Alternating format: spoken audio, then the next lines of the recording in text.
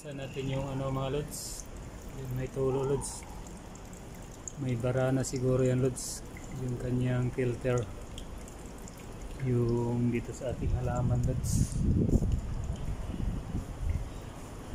Yung kanyang control lods. Yung timer. So itong kanyang ano lods filter ay tumutulo man. Yun. Buksan natin lods para matanggal natin yung nakabara sa loob. So may mga putik-putik sa loob. Kaya siya tumutulo lods.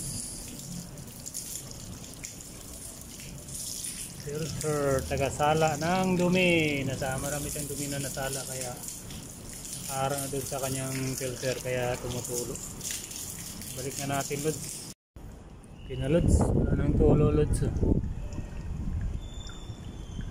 Yung technique dyan lods, parang kasi